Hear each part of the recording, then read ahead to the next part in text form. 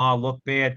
So you have, let's say, for argument's sake, Davidson says in the Federalist, he said liberal news outlets have been repeating as if to reassure us, Joe, that the Taliban have pledged to respect women's rights within the framework of Islamic law.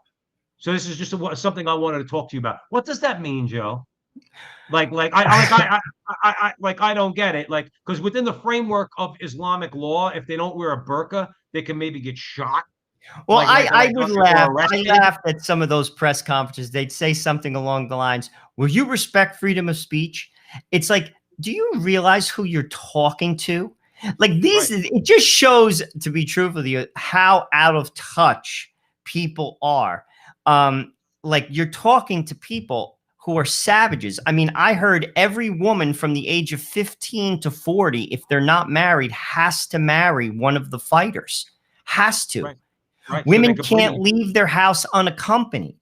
Right. So they I could mean, breed. But then this so we're going to talk. is a Go ahead. crazy regime. And the thing that's sad is there is a denial in the international community that there is a segment of the 1.8 billion. I mean, this is not a politically correct statement to make, but I'm going to make it because that's what we do. We're on the front line. Of the 1.8 billion Muslims, there is a percentage. I don't know what that percentage is. I don't study the culture or the religion, but there are countries like Yemen, like Nigeria, like Pakistan, like Afghanistan, where there are significant percentages of the population that prescribe to this radical fundamentalist Islamic regime that frankly violates human rights up the you know what. And Because what Joe, I we can't covered it. understand is why doesn't the Muslim population, which is overwhelmingly not in that percentage, but for that number, why aren't they speaking up? Because they should be. Well, you're right. They should be. But I mean, that's Joe. That's a question maybe a lot of people don't want to answer. It's like maybe 1.68 billion Muslims in the world, or 90% of the Muslims in the world, don't believe that you should throw homosexuals off of a roof, okay, for being gay. But obviously, you know, I don't want to say this because I know a lot of people don't support that. I'm not trying to suggest that they do. Put it like this: if they disagree with the tactics of a lot of their brothers, their Islamic brothers, then they need to do something about it. Their strong arm tactics, their heavy handedness. I mean, and we'll get into it. Talking about Joy Reid comparing Christians in America to the Taliban. Listen, like if there's anybody ever deserved to get a little bit of a backhand, it should be Joy Reid, and I mean that figuratively, not literally. But people are just not speaking up, Joe. People just don't speak But up. it will only be corrected from within. I mean, I'll be the first to say it. There's issues within the Catholic Church. I mean, listen, there were issues with post-pubescent boys from the ages of 12 to 18 that were molested by homosexual priests. That came out via John Jay, a third party, did an audit. You could look at it. It's posted on the U.S. Bishop's website. 80% of the abuse victims were post-pubescent, and they were boys. And the men who basically abused him clearly were homosexual. Now, that's a problem within the Catholic Church. We have to be honest about it. Let's take a quick break, okay? We'll be right back. You're listening to the Crusade Channel, your home for the Mike Church Show, Crusade Channel News, the Barrett Brief, and the Kennedy Profession. From sunup to sundown, the Crusade Channel is the last live radio station standing. Stick around. We'll talk to you on the other side of the break.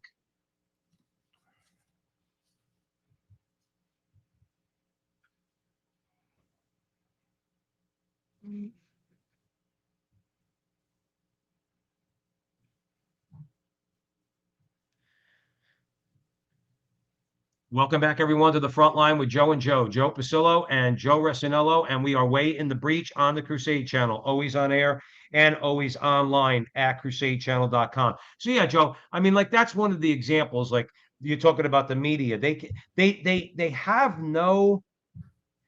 I don't know if they have any idea how to analyze another person or to look objectively at about like what another person's worldview. I understand that not everybody's Catholic. I understand that a lot of people have a lot of, they bring a lot of to the table, so to speak, in terms of what they believe. So obviously the goal is to try to understand somebody, try to converse with them, try to basically get where they come from. These libs in the media, do they even do that? Like, to me, that would be like a legitimate thing to do. It's like they don't even know how to, they don't know how, do they know what they're talking about when they talk about these jihadists, like the example that I gave, or like you're talking about that they can't wrap their heads around the fact that, in other words, they don't want women to act like a bunch of toisoles because that's kind of like an affront to the family. Like somehow you're a Taliban if you don't want your daughter going out spreading her legs. Do you know what I'm trying to say? No, well, I think again they're talking through a Western filter. I mean, you have basically the Washington Post saying something along the lines of today's Taliban uses sophisticated social media practice that rarely violate rules. Yeah, That's what I but mean. but they stone women to death. They, like if a woman, Bill Donahue reference, which we're going to talk about in his article, talked about a woman, I believe in 2019, she criticized the Taliban. They killed her and she was pregnant and left her in a field, her body. I mean, oh, they don't violate the rules of social media. I mean, it shows just an out of touch like perspective, but that doesn't completely shock me. I mean, then you have basically the spokesperson, what's his name, Mujahideen or Mujahideen, or I'm mispronouncing it, but he has 322,000 subscribers on Twitter. Meanwhile, Donald Trump's banned. This is a guy that's, to be truthful with you, I think he was in prison. I'm almost sure of it. Actually, I think he. Right. I think he was in Guantanamo. If I'm wrong, please someone correct me. But my point is, like, and he's permitted to get on Twitter and have 300,000 plus followers. I mean, it's a parody. I can't even believe where we've arrived. It's sad. It's very sad. And the world is laughing at us. Let's be honest. You could take China, you take Russia, you take the people in Europe.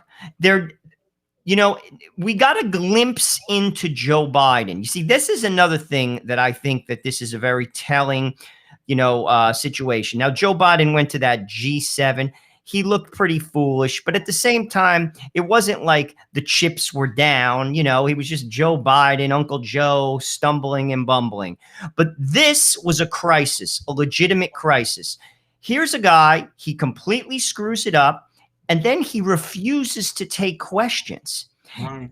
Listen, Joe, being the president, that doesn't fly. You're not a high school football coach in like Pennsylvania after Friday Night Lights and you lost the big game and you decide to not take questions. You're the president of the United States. I got news for you. There's going to be more situations in the next 3 years. It kind of comes with the job, whether it's a natural disaster, whether it's whatever. And you're going to have to navigate it. He clearly showed himself as incompetent. And that's being objective.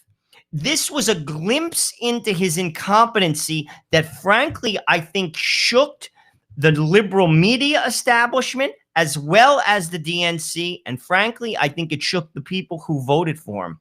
Let me ask you a question. When are we going to stop? You mentioned it earlier, but let's talk about it for a few minutes. When, Joe Resinello, when is America going to stop with this experiment in empire? In other words, where we're going to export our values. First of all, what values are you exporting? You want to know why? You want to know one of the reasons why? I don't care how this goes over. You want to know one of the reasons why the Muslim world hates us? Because we export abortion. We export pornography. These are normal people, Joe. They're not, there's a lot of people in the Muslim world, they're not hateful people, but they say, why are you exporting abortion and rainbow flags and pornography to my country? I don't want any of that stuff. We don't want, if you want that, that's what, in other words, here's my twofold question, Joe. When are we going to stop empire building? Okay. And when are we going to start to realize that the rest of the world does not share our values because our values are sick and they're corrupt, as we're saying in this article. This is the American culture right now. The culture in this country represents that moral bankruptcy of the West. When are we going to realize people don't want it? A What's your lot of view on people that? don't, and we have no values. I mean, I used to always get That's what I I always mean. always get a kick out of like when Hillary Clinton would say that our progressive values. What are your progressive values? Right, dead Abortion babies. is a value. Right. Same-sex marriage is a value. I mean, like this is a value based upon what? Based upon who? Look at history. I mean, like what? Because you are living in an insulated bubble just because you have a little bit of a money and you have a fancy education that you're going to redefine what the human and natural law is. I mean, it's foolishness and it's sad. I would always get a kick out of that when she would say that. She would say things like our progressive values. What the hell kind of progressive values are they? You're going to build a society upon that? Good luck. Yeah. Yeah. Red Hat's in the chat room. He said Disney cuts out all their homosexual agenda in shows for China. Now, I'm going to take Red Hat's word for it, but could you imagine that? In other words, so Disney, they're not gonna edit anything for, let's say, an all-American audience that wants nothing to do with that stuff, but they'll do it in China. They're certain they're Jesus said you can't serve two masters, right? These people are totally content with serving mammon. They really are. Well, They know that Joe, they know how disgusting they are. Like the well, people that run Disney, they know how disgusting they are. Well, Joe, They know that that kind of is funny that you mentioned that. I mean, you know, it just goes to show you they have no values, because if you truly had a value for same-sex marriage and for homosexuals, you wouldn't do that in China. That should say something to that community right there. That says you don't value anything but money. right. Like, and I've said that time and time again. That's how regular people change, you know, the corporate woke culture is through boycotting them. But with that said, I mean, they have no values, none, zero, zero. I mean, like, and you cannot build a society. We all know that. I mean, woke. What's the statement that's going around these days? You know, go woke, go broke. I mean, like, you know, you're seeing numbers drop. It's just the thing to do. I'm just interested in how long it actually lasts. Hopefully not too long. And I truly hope I'm around to watch it crash and burn. Well, listen, it's only going to last as long as we allow it to. If we don't step up, if we don't start, both as individuals, not as politicians, if we don't start stepping up in the local level, if we don't start governing our wallets and the way we spend money, if we don't start electing real leaders to go and represent us in Washington, okay, that are going to fight against this, then guess what? It'll just keep spiraling down.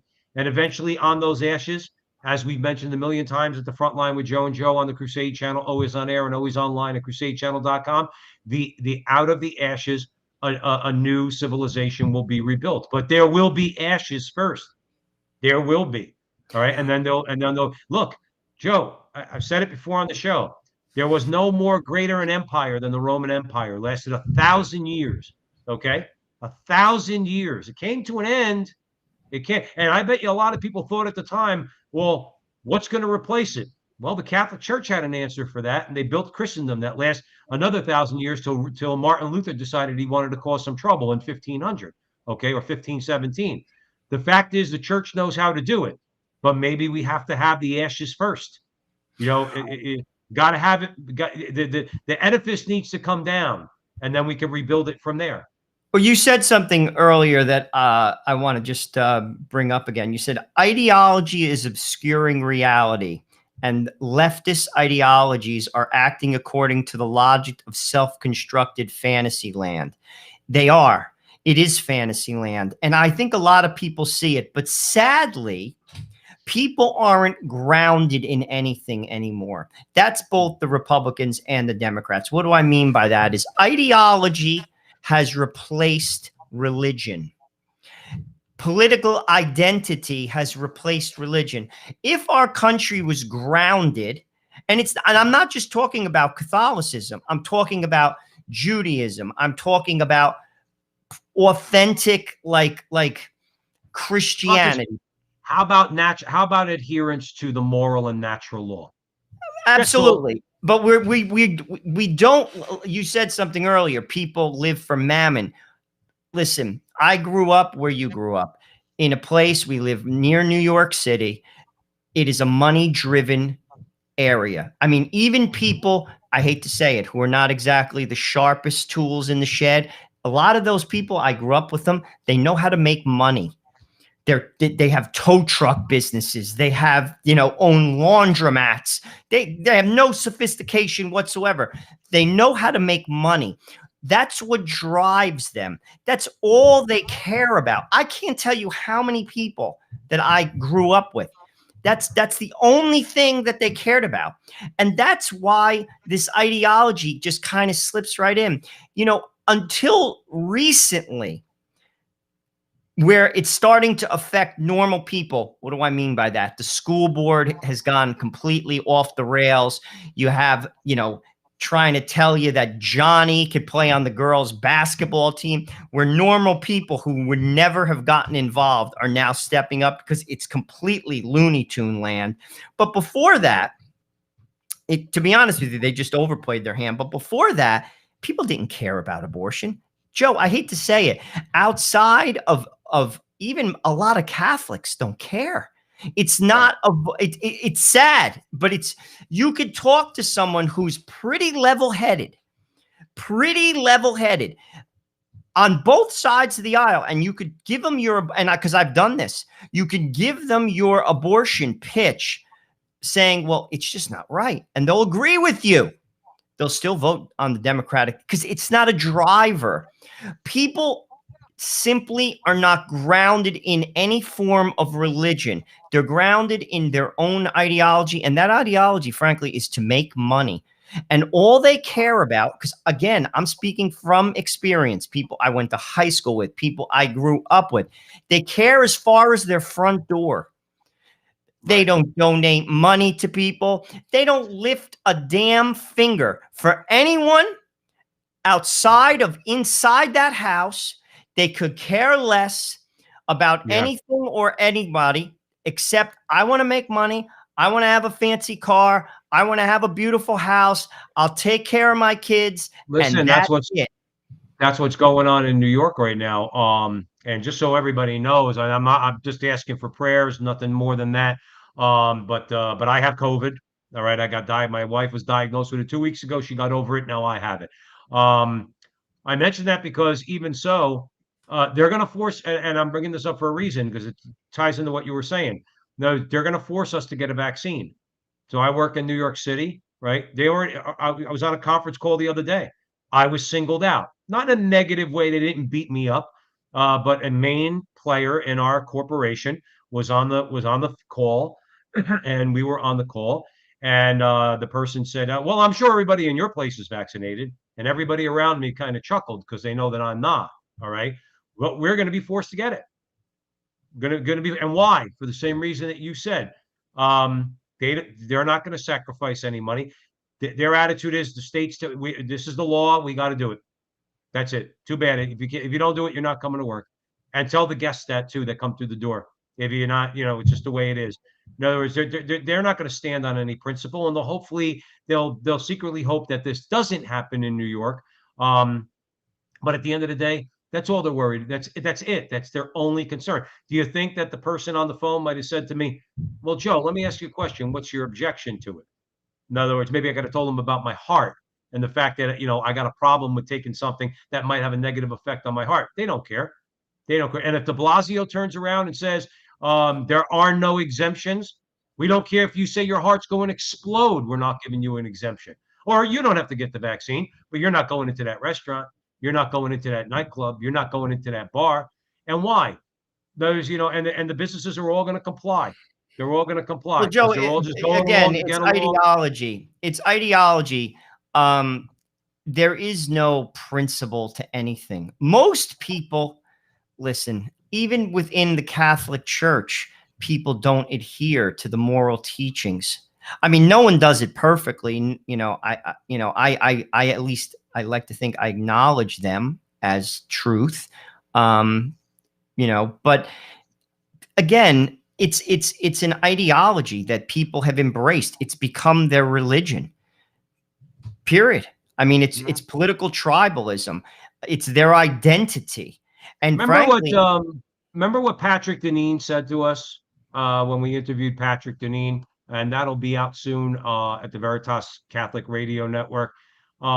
He was saying, excuse me, he was saying something, Joe, along the lines of what you're talking about.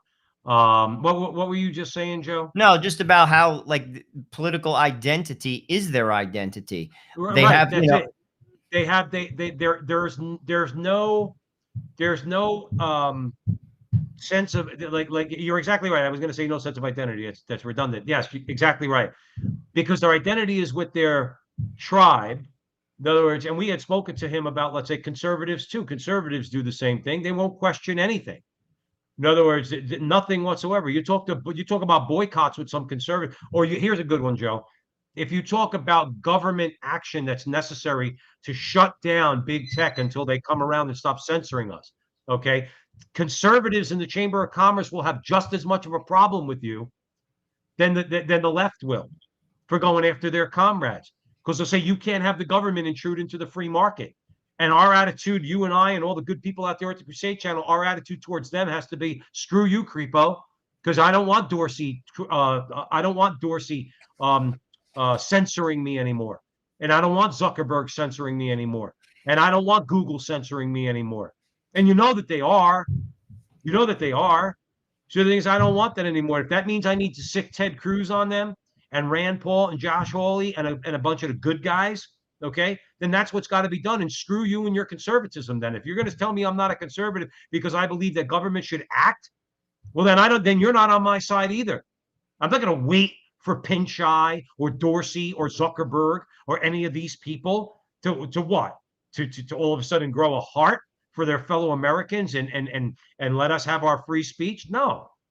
Government action is what it takes. But what's the thing? And the reason why I bring it up, because the tribe is going to go along with what the tribe leaders say. That's the problem. See, that's one of the things about Trump is I don't really want him to run again, but one of the reasons why I'd love for him to just keep his nose in there is because he is the type of guy to tell the government if he had a choice, or if he had the power to say, no, I want the government to go after big tech and screw the conservatives. He'll do that. But many conservatives won't do that. They'll say, well, no, it's a matter of the free market, so we don't want to mess with the free market. That's what they'll say. Well, like I said, it's just not grounded in anything. I mean, people like Joe, listen, I mean, even before this whole COVID madness, I mean, people are governed by their own ideas. I mean, like very few people, like I said, even within the Catholic Church, are governed by, the teachings of the church, like the way they run their money, the way they run their marriage, the way they even respond to being a single person. I mean, it's just things that used to not even be perceived are just a given. I mean, and that's kind of where we're at. I mean, we're lost as a nation. There's no political salvation. I mean, if we've learned anything from Trump, if I've learned anything from Trump, it's that. Even if we'll just use DeSantis as an example. I mean, I can't predict who's going to be the next president, but let's just say DeSantis wins in 2024. That's not going to fix America. Like America is broken at its foundation, and the foundation is it's grounded in nothing anymore. Yeah. Like there is no, look at, you take people, say you take an old timer, like an 80-year-old guy. I was just saying this, we were at mass today, my wife and I, and there's this old timer there. I remember when I had my first kid, he slipped me a $20 bill. I mean, gosh, I don't need his money. And frankly, I think he needs the $20 a lot more than me. It was kind of funny, but he had a bunch of kids and he's a wonderful person. He's starting to break down a little bit. But I was saying to my wife, Sabrina, I said, that gentleman, that his generation versus, say, my generation, it's night and day. And I'm 50 and say he's in his 80s. You take people who are, say, in their 20s or 30s, they're not grounded in anything. Anything. Marriage means nothing. If it doesn't work, you just leave. Like, they're grounded in nothing. And frankly, you cannot have a society. That's why Europe is falling apart. Europe is way ahead of us. Europe's been on a suicide mission for a very, very, very long time. No, is that people need to get that through their head. And it's like, that's why we had on our Veritas show, Veritas Catholic Radio show, people like Patrick Deneen and others, who point that out. In other words, talking about, liberalism, conservatism, and looking at history. Europe has been on a suicide. I would argue that Europe has been on a suicide mission since 1517. In other words, when Luther split from the Catholic Church, in other words, and half of Europe went along with him because they wanted Christianity on their own terms. There was a rejection of authority. The church represented that authority. And what happened after that? It's just been a slow, steady progression through the Enlightenment, down to the French Revolution, down through communism, or Karl Marx, and then Nietzsche and Freud, and leading up to the October Revolution in 1917 and the bloodiest century in the history of humanity. This is what it is. When you reject authority, and Europe's been doing it for a very, very, very long time now, when you reject authority, this is where you're at. The only problem is, it's like, it's like the old line from the song, go on and cry in your coffee, but don't come bitching to me. Okay. When you wake up, okay, and the gates are closed and they shut you down and you have no more family and you have no more freedom and you have no more free speech, go on and cry in your coffee, but don't come bitching to me, because I'm not listening. I have no sympathy, none whatsoever, because you're being warned now, but you don't want to listen. You're being warned about this foundation this lack of a foundation that you're building your society on, whether it's America or Europe. You're being warned, but you don't want to listen. Well, then it's too bad for you when the time comes. Too bad for you. It's sad. I mean, we've said this on many shows. People respond to pain. I mean, like, Joe, just to cut you off, it's coming. No, it's a fact. It's absolutely factual. I agree. Like, people respond. That's when people get out of their seat. You could like talk theory, you could talk like X's and O's. I mean, it's like talking to, say, like a 14-year-old. You have a 14-year-old and you tell him or her something that's completely true, unarguably factual. And as a father of, say, a teenager, the outcome. You don't have to be a magician or a prophet. The outcome, but they ignore you because they think they know better. Well, that's where we're at. I mean, our society, and to be honest with you, the educated are worse than the uneducated. They're convinced that this is the way, this enlightened approach, free sex, sleep with anyone of the same sex, non-same sex, non-binary. I don't even know what these things are anymore. To be honest with you, I hear these terms. I don't even know what the hell they are. I agree with you. Let's take a break, Joe. You're listening to the Crusade Channel. You're home for the Mike Church Show, Crusade Channel News, the Barrett Brief, and the Kennedy Profession. From sunup to sundown, the Crusade Channel is the last live radio station standing.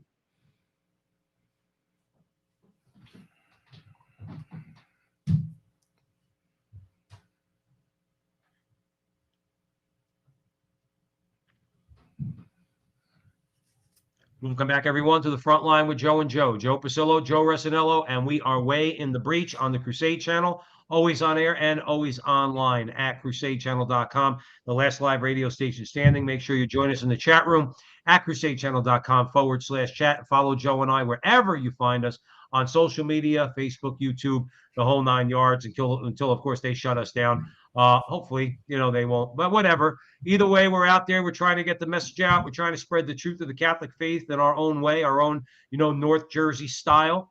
And so Joe, remember something though, just to pick up on, and we're going to move on because of the frustration that I feel at people like Joy Reid, and I need to vent that frustration, Joe Resinello. I need to vent it into you and to the Crusade Channel audience, because to build up my hatred towards people like Joy Reid is not good, and I don't want that hatred in my heart.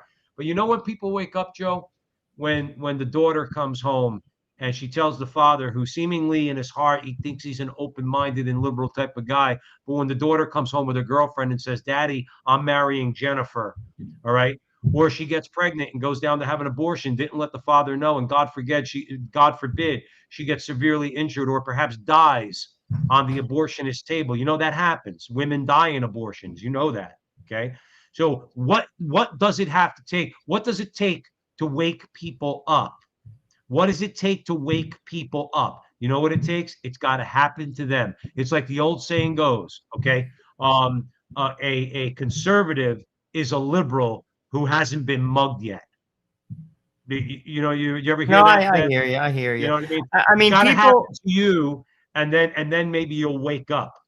Well, ultimately, everything works for the greater good of God. God sees everything. I mean, in scripture, I'm going to paraphrase. He says, all crooked lines will be made straight.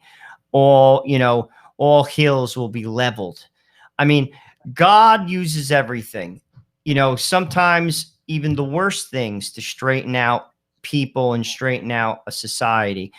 I don't know how that's going to work out. But when people don't listen, we could see that in Old Testament, the Old Testament readings, when the Israelites, God straightened them out by bringing them hardship, and then they turned back. I mean, ultimately, God has a plan. I mean, as far as our job, it's to be faithful. And frankly, I think the best thing we can do, obviously, we have to speak up, and we do.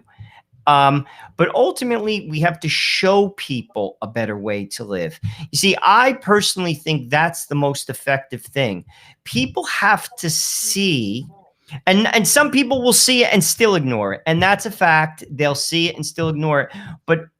And this is what Benedict said in his 1969 radio address. It's almost prophetic. He said the Catholic Church will grow smaller, it will grow poorer, but it will become stronger in faith, and it will be a light to people who are in darkness, and they will eventually be attracted to that light because their life is not working. And frankly, I think that's the job of faithful Catholics. We have to show people. You see, it's one thing to tell people, and it's important to tell people. I'm not saying that that's not important. X's and O's theory has to be backed up by living. People have to look at you and your wife and say, wow, you guys have a good marriage. You guys seem very happy. Your life is functioning rather well. Why isn't mine? Why isn't mine? And people, believe me, when they wake up at 2:00 in the morning and they stare at their ceiling, that's the type of thought that will resonate. Why? Hopefully, Joe, hopefully.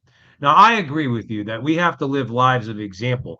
But part of that example, and this is going to lead us into our next story, okay, is that people have to see us being also courageous. Not just courageous in terms of self-discipline, the way we raise our families, the way we operate against the enemies, let's say on a local level, at the school boards, things like that, a whole host of ways. But the thing is, but people have to see us being courageous. And one of the ways that we have to show people that we're courageous is that we're not going to let the bullies, and there are bullies out there. Joe, if punching a bully in the face was so easy, everybody would do it. It's not an easy thing to do. Okay. I got picked on when I was in high school by the upperclassmen, and they were guys I did not want to mess with. Okay. Really didn't want to mess with. They were legit tough guys. Okay. When I was a freshman and a sophomore, and they were juniors and seniors. Okay. I understand how difficult it is to fight against a bully. Sooner or later, you got to throw a punch. So let's talk about the bullies at MSNBC, because Bill Well, Donahue had something to say well, about them. well, this is very sad. I mean, Bill Donahue is talking about specifically how MSNBC compares Christians to the Taliban. He even says again, just to give a little background, and then we could discuss it. I mean, on August 14th, Joy Reid, speaking of the Taliban, tweeted that our own far right is dreaming of a theocracy that would impose a particular brand of Christianity on American society. And then on the 18th, Dan Obadiah basically picks on the comparison by criticizing Republicans who cling to a narrow reading of their religious beliefs, noting that they want to make their religious beliefs into law, the law of the land. In both cases, the MSNBC pundits claim that Christians are similar to the Taliban against women's rights. Now, specifically, they're talking about abortion. Now, clearly, again, what's their idea? They're talking about gay marriage too, and they're talking about gender ideology. But the thing is that the thing I find interesting with that, they are most likely, but the Taliban, no one could be more against gay rights than radical Islamists. No, Joe, real quick, but you understand, you're talking about scumbag liars like Joy Reid and Dan Obadiah. Okay, they're liars. They know that they're making a false comparison. They're trying to, we know that wanting to preserve in law marriage to be between one man and one woman is not the same as throwing homosexuals off buildings in the Middle East. But what they'll say is that our stance on marriage is the same thing. Remember that town hall meeting from a year and a half ago? We always joke about it, but it's true, where the tranny turns around to whoever it was on the stage, says, you just misgendered me. That's an act of violence. See, the words now become an act of violence. So if you're in favor of, let's say, or if you support rightfully the natural law and marriage between one man and one woman, you are committing violence against these people. That's the comparison. That's what needs to be fought against tooth and nail, where we have to say to the Joy Reids and the higher up somehow, some way at MSNBC, shut down your reporters and tell them to stop comparing me to the Taliban who kills people. Because if anything, we preserve the rights of the unborn against deliberate murder. And then Joy Reid and Dan Obadiah want to compare us to the Taliban when they're in favor of baby slaughter. You know what it is? Is that a joke? No, you can't, because I've tried to have conversations with people. They shut down. I remember having a conversation with a gentleman. I mean, he's an engineer, a guy I work with, like highly intelligent gentleman, about abortion. They understand clearly what you lay out, but Joe, it's an ideology. Life, when you don't believe in God, God is a word. Life is cheap. Like, it's very cheap until it's your life or the life of your kid or your wife. It's very cheap. Like the idea, and also with regard to sex, same-sex sex, or even casual sex, when you don't believe in God, which governs your behavior, pleasure is the driving principle of life, and nothing is more pleasurable than sex. So you are attacking something that is the root and foundation of that person's life. They're not just going to easily give that to you in an argument. You see, like the child they used to rationalize the child. It's not a child. Well, now science doesn't allow them to do that, and they still triple down on their position, because it's when you don't have the God factor that drives the decision, that why should you value anything other than your own pleasure? But Joe, then what bothers me is then when is somebody going to make the logical and coherent argument to these people, okay, and force the issue? Like when these conservatives go on MSNBC and CNN and talk to these people, risk getting thrown off the network, but be clear to their face. Like it'll never happen. But if I was sitting across from Joy Reid on one of her stupid talk shows, I would say your view of the human person in the womb is the same as Nazis towards Jews and slave owners towards Africans in the 19th century. It's the same view. You've dehumanized the person so you could kill that person. And you're going to compare me to the Taliban? You use the same language as a Nazi. You use the same language as a slave owner. You see, the sick part is slavery. They will say you are the Nazi. Yeah, but how? How? I'm not dehumanizing anybody. Because they are, Joe. Because you're taking away someone's pleasure through casual sex and imposing your religion on them. You're the No, Nazi. I'm doing what the law does already, which is say you can't kill babies. Law already says you can't kill babies. We just say you can't kill another human being while they reside in your womb. They'll never. But first of all, Joe, there's no sense in arguing about it here at the Crusade Channel, always on air and always online at crusadechannel.com, because we've won the argument. No, You I know know how? that, but I'm No, just no, but getting real like quick. in their head. No, I know, but you They just listen. I agree with you, but when you talk to these people, they're militant because But that's why again, we have to go back at them using their language. The difference is if I said to Joy Reid, if I said to her or Dan Obadala, you do realize that the Nazis dehumanized the Jews the same way that you dehumanize the human person in the womb. Say it to them just like that. In other words, and confront them like that. My whole point is that that's what we need to do so that hopefully, number one, people will understand that that's the truth. That is the truth, Joe Resinello. Okay. That is what they do. They dehumanize the human person. But here's what I mean when I say we're winning. Okay. At least the argument, which really has gotten us nowhere. We need to win legally and through the courts and hopefully change people's hearts and minds. We're winning because now they call the human person a parasite. Now they've gone to that final step where they've lost every argument. They've lost the argument from science. They've lost the argument from morality. They've lost the argument, every single argument they've lost, and they know it. That's why they don't want to debate. Now the baby is a parasite. And that's the language that they use. And what do you do with a parasite? Get rid of it. That's what you do with a parasite. But do you see how evil they are? Joy Reid believes that the human being in the womb is a parasite. So does Dan Obadala. But then they call us the Taliban. well, That's the frustrating part.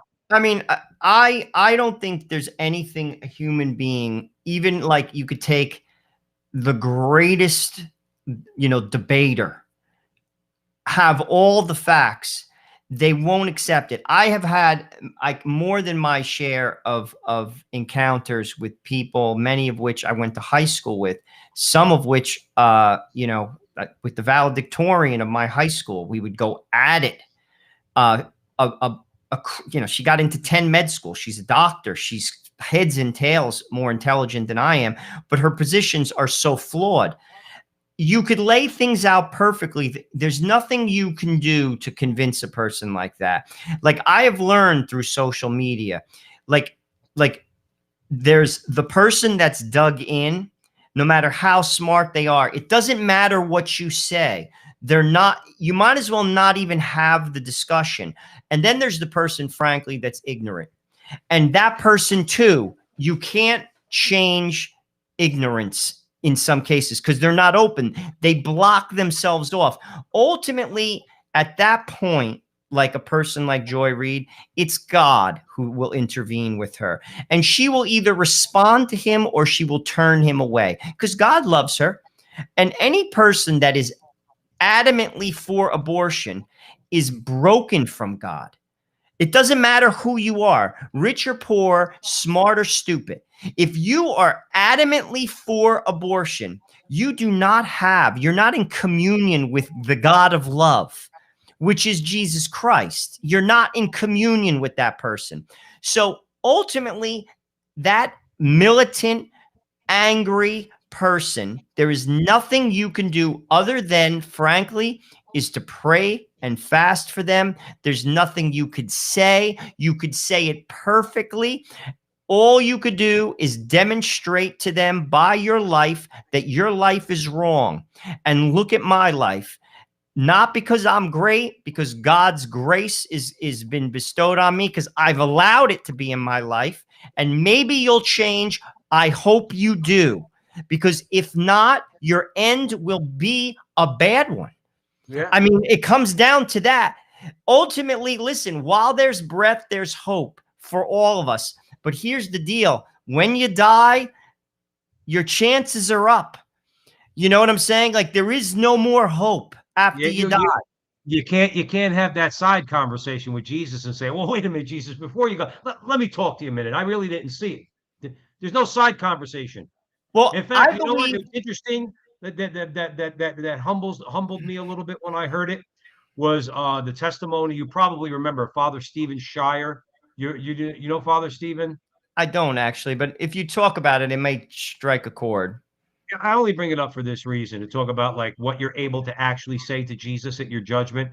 Father Shire was in a very bad accident and he died. His body physically died. Half his head was ripped off. He was a priest, diocesan priest, and he stood before the Lord, and the Lord was about to send him to hell.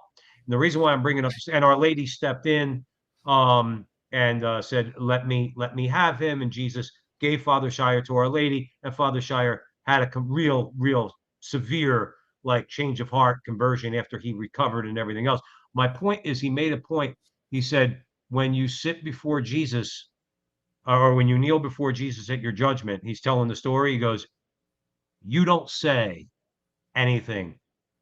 You can't say anything. There's nothing for you to say. Scared the crap out of me. You want to, and it hammers home your point. By that time, it's too late. You've had ample opportunity to open your mouth and do something, act in some way, convert your heart. All right. However, imperfectly, convert, show Jesus something. At your judgment, you're not going to be able to say anything. Well, Not a I damn think word. even the hardest of hearts, and they're out there. And listen, there are people who lived abjectly horrible lives that change. This is factual. Some even became saints. There's a gentleman, I can't think of his name. He was a French man. Maybe someone in the chat room can refresh my memory. He was a murderer, and he's actually, I think, a blessed now. He had a radical conversion in prison. So it could happen. So ultimately, though, this is what I think. Because God loves everyone, and we have to love everyone too. We don't have to like everyone. We got to love them. He gives people situations. There are marks in your life, markers in your life, things that, like, for instance, we could use, because it's coming up soon, 9/11. For many people, that was like a marker. It struck a deep chord. People reassess. It could be the birth of a child. Dorothy Day, she was a communist. I believe she had an abortion too. I read a book about Dorothy Day. She had a child out of wedlock. She was a self-proclaimed communist. At the birth of her daughter, she was living with a man who was also a communist. This is in like the 1920s. She became Catholic. She had a radical change of heart. She's going to become a saint. There's no question about that. Dorothy Day will be canonized. But the point I'm bringing up is God puts things, people in your life for a reason. It's how you respond. And that's why you'll have nothing to say in front of him. And if you did, it would be like, Joe, I brought you Joe Pasillo. He told you. I brought you this one. I brought you your wife. I brought you this one. This one told you. They told you. They told you. And you didn't respond. It's the same thing, almost like with a politician that's Catholic, that's dug in. God would be like, what are you talking about? You had a million opportunities to turn around. You refused. And we don't want that for anybody, because hell is forever. But that's where people like you take like this Joy, whatever the hell her name is. Joy Reid. And people like who've dug in, who knows? Listen, as you get older, I've known some pretty hardened people in my life. I have friends my whole life, since I was a little boy to present. And I've seen people change. Life like sands edges off people. You start to feel your own humanity. Like my mother used to say when she would go to reunions, by the 50th reunion of high school, everyone's just happy they're alive. There is no more like, what do you do for a living? Like, I'm the cool guy. You're not the cool guy. You were the athlete. You were the nerd. Let's take a break. Let's take a break. You're listening to the Crusade Channel, your home for the Mike Church Show, Crusade Channel News, the Barrett Brief, and Kennedy Profession. From sun up to sundown, the Crusade Channel is the last live radio station standing. Stick around.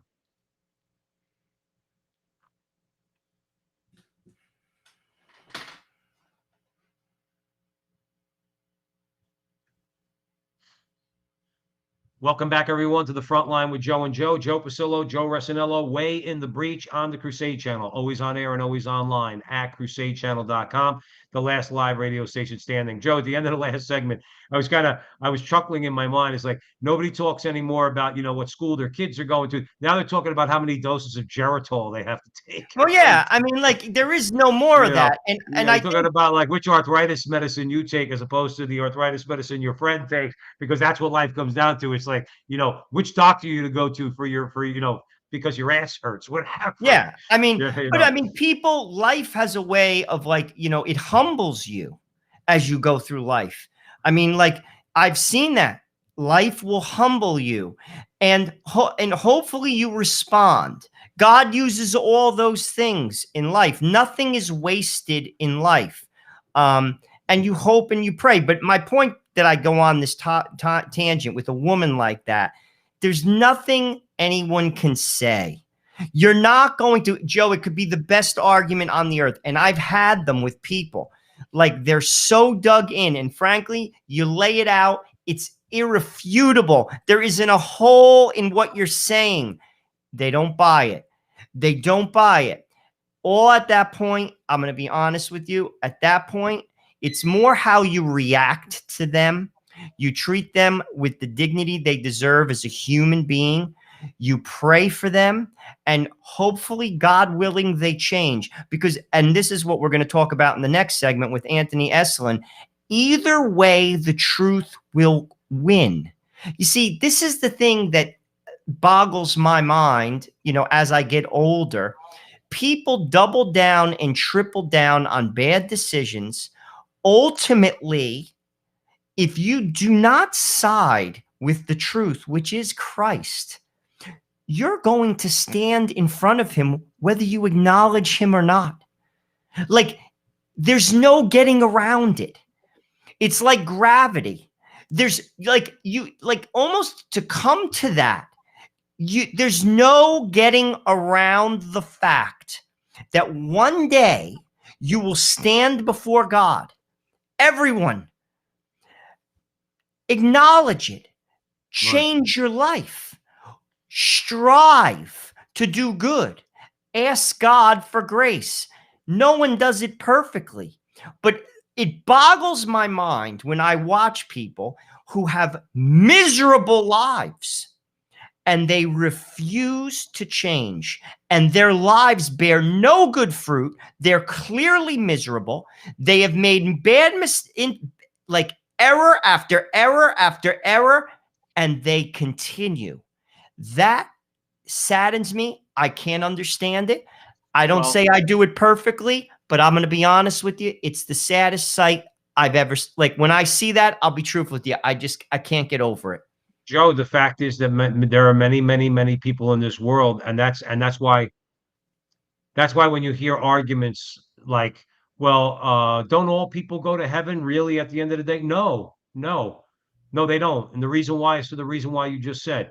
I like to break it to people too. Not only murderers go to hell. There's a lot of people that go to hell for a lot of different reasons. A lot of grave matters send people to hell. But the obstinacy in not wanting to bend the knee, not even trying to do anything different with your life. In other words, and that obstinate perseverance in sin, not wanting to convert, not wanting to listen to Christ. There are many, many people in the world. Look, Father Lewis, our friend Father Lewis, he told me, I'm sure you were there, or I forgot if you were there. He said straight up, he goes, I know people who say that they believe in hell and they're looking forward to going there. Well, they don't know what hell, you can't, like, if you do any research into that, like particularly Fatima, you don't want to go there. It's not a party. Joe, I understand that. But my point is, you were talking about obstinacy and like being blind. Those people don't even want to hear that. When you say, no, AC/DC wasn't right. You're not going to party in hell. You're not going to get high. You're not going to get laid. You're not going to have a good time. And God's over there and you're over here. That's not the way it is. People don't even want to hear that, though, Joe Rosinello. In other words, they don't want you to blow up their future party. Well, it comes down to change. But my thing is, God, because he loves us, when we don't do the right thing, there's something wrong inside. Like when you're not doing the right thing, there's something off. And that's basically like the old poem, The Hound of Heaven. It's that feeling of being off is supposed to guide you back. But yeah, and then again, what brings that out, and that's why I say example is very important. And when we talked in our interview show on Veritas, Sister Virginia Joy, she talked about how when people are around the sisters, we bring goodness out of them because they see holiness in them. When people encounter legitimate holiness, it is an awakening to somebody, even someone who is in horrible mortal sin. It's basically an awakening. You see something that almost like is not human. Like I could remember, and I wasn't in mortal, like obstinate sin, but I could remember when I have first encountered holiness in religious, and I was blown away by it. Like blown away by it. Like I would almost say these people are not like operating on the same plane as 99% of the human population.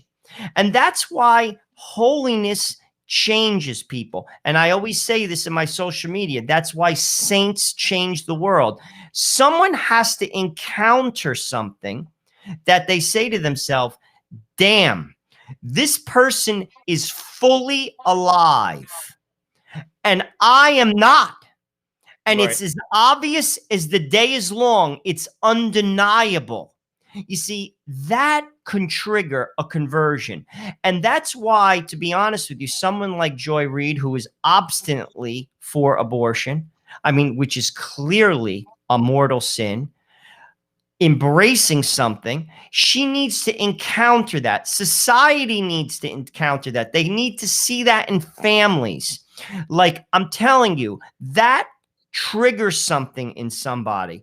And if you ask me, that's the only thing that is going to trigger something. When someone basically ruins their life in plain English by bad decisions. And let's be honest, when you don't do what God tells you to do, i.e., the 10 Commandments, you will ruin your life. God didn't do that because he's an ogre. He gave us the 10 Commandments to put boundaries around our life so we don't destroy ourselves. But if you choose to ignore that and then you encounter somebody who isn't, you got to think twice. That's all I'm saying. You hope that people think twice, but the fact is that who was that music producer? I forgot his name from about, I don't know, in the last 5 years. The way I heard the story was he was a big partier, drugs, lots of women all the time, right? He was a music producer. I understand. I think he got cancer or he got diagnosed with cancer. He blew his brains out. So just that's it. Life's over. His identity came down to partying. So we talk about the show all the time: sex, drugs, and rock and roll. And then all of a sudden he realized he ain't going to be able to do that anymore. What does he do? He blows his brains. He blows his brains out. In other words, that's what people do. That's what many people do. I would dare say that's what most people go to their grave not thinking in their mind, I don't have to repent for anything. Well, I believed in abortion. Why do I have to say what I'm going to do? I'm going to say I'm sorry to Jesus because I favored abortion. Screw him. That's what their attitude will be. You know that. In other words, and it's a shame. Like I said, we could try to convert, by our lives and everything else. One of the things I will tell you, Joe, a lot of saints did do a lot by their actions, but a lot of them did by their words too. They did fight against corruption. They pointed it out. They showed courage. See, one of the things you could do, especially now, and what we're dealing with in America, okay, we have to show courage. We have to, just because Joy Reid is a black woman and she's a protected class in America doesn't mean that we don't go back at her and call her full of crap that she is and point out her lies, because she's disparaging people, she's lying about people, she's calumniating people, okay, and she needs to stop. And I'm using her as an example, but it's the entire media edifice in this country, all right, all of it, okay, from CNN and big tech and the rest of them. They need to be pushed back on their heels, and dare I say, it's going to really come from Catholics It's really going to come from Catholics. We need to start fighting back against them and really stop letting them tell the lies about us that they're telling. Stop letting them disparage us in the public square. Fight back against them. Well, ultimately, that's where people have to be able to articulate a point and articulate it well. I mean, you may not be able to change Joy Reid's heart. Only God could change hearts, but you have to basically, because they spread scandal and people, frankly, buy into it. I mean, talking about anything with regard to the Catholic Church. I could remember, I used to watch a lot when I was single on Monday nights, Marcus Grodi, The Journey Home. And I can remember this one episode. It was a Mormon. He always picks like different types of folks, Pentecostals, Mormons, atheists. Well, anyway, this gentleman was a Mormon and they have to go on mission. So he said he was a confident kid. He was like a baseball player in college, confident, smart. And they knocked on the door of a Jesuit. And this Jesuit, obviously Jesuits are very smart, and he thought that he was actually going to change this man who is basically deeply formed and intelligent. And he said, I sat down in that man's office and he tore nicely every single thing I said to shreds. And that's what you have to do. And it's also how you do it, like, is almost as important as what you say. But because it's more of educating people who hear her, who basically, when she says, well, abortion is pro-women. No, it's not. It hurts women. And that's almost, because with regard to changing her heart, only God can. She has to see something. You know, ultimately, you know, we all come to the crossroads of our life in different ways. It could be even at death. Ultimately, we all die, and that's a crossroad. You know, but even before that, we make decisions. You know, you come to a point where you say, am I living the way I should be living? Look at my life. Is it bearing good fruit? Any person, frankly, that isn't doing that, frankly, isn't doing you're not doing yourself justice, irregardless if you're religious or not. You're not going to have a good life. Right. I mean, isn't that what it's about? Don't you want to have a good life? Don't you want, like, if you're not happy, like internally, you have no peace whatsoever, your life is in ruin. But they claim they could. That's one of their big lies in this culture war is they look at us and say, why can't you just let people be happy? Well, if we thought that they might be happy, that's one thing. But the fact is they're not happy. They're not. And you can't, when you, Michael Jones makes a very good point. He says, you don't need anybody to tell you when you're living in violation of the natural law, you don't need anybody to tell you. You know something's off. When you've had an abortion, when you're in a sodomitic relationship, when you're in a lesbian relationship, okay, when you're 30 years old and you're a man and you're dressing like a woman so you could read fairy tales to kids in the library, okay, you know something's wrong. See, that's the power of the natural law. You know that's wrong. The problem is, though, you still have free will and you're still confronted with a choice. Do you fall deeper into your darkness or do you rise out of it? And the problem in this particular culture war is many, many, many, many, many people have fallen deeper. And as they fall deeper, Joe, they become more hateful. They become more vicious. I'll agree with Okay. that. But that's That's a what we're defense. dealing with. And that's what Well, we're that's a dealing with. defense mechanism. People, that's a defense mechanism. People who, you know, encounter, it's almost like the movies with Dracula. Dracula sees the light and he's like, ah, you know what I mean? Like it's a defense mechanism. Like, again, I have seen, like, with the work of very good religious orders in their interaction with some pretty bad people, and they change. They'll get baptized because of the example, because of love. They see something, because ultimately God made us all. God made Joy Reid, and only he knows how to peel that onion. But ultimately, something happened. There is a wound. There are so many people. I just was saying this recently. In fact, this was the interview I just listened to on a Veritas show with regard to Sister Virginia Joy, who's a Sister of Life. People are wounded.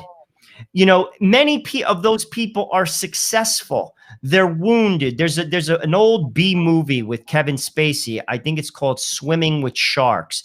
I believe he was. Did you ever see it? Long time ago, yeah. But they say the movie was based on Harvey Weinstein. He plays like a Hollywood producer. Oh, okay, Nasty, I remember. Yeah, I remember nasty. it. And he torments this young kid who's working for him. Now, this man has it all. He's wealthy, he's powerful, but he's nasty as hell. And the kid kidnaps him and is going to kill him in his apartment, and he's torturing him. So they have a moment where the two of them actually are talking like on the same level, and it's a moment of honesty. And the Kevin Spacey character says to him, I was once married and I stopped my car. My wife was pregnant. I stopped my car because somebody had a flat tire to help them, and my wife got murdered. And it was that turned him into a beast. You see, that's what I'm talking about. There are wounds in people that only God knows of that could make you a saint or make you a beast. And that's why, to be honest with you, there's nothing you could say to Joy Reid. Nothing. The only thing you have to say to Joy Reid is the truth, because she's telling people lies and you have to basically educate people.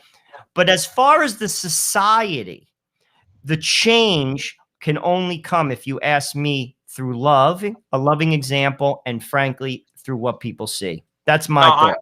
I think you're spot on. In fact, I don't think you're spot on. I know you're spot on the Crusade channel, always on air and always online at crusadechannel.com. But along those lines, because that is one of the things we do on our show, is we are informative. Okay.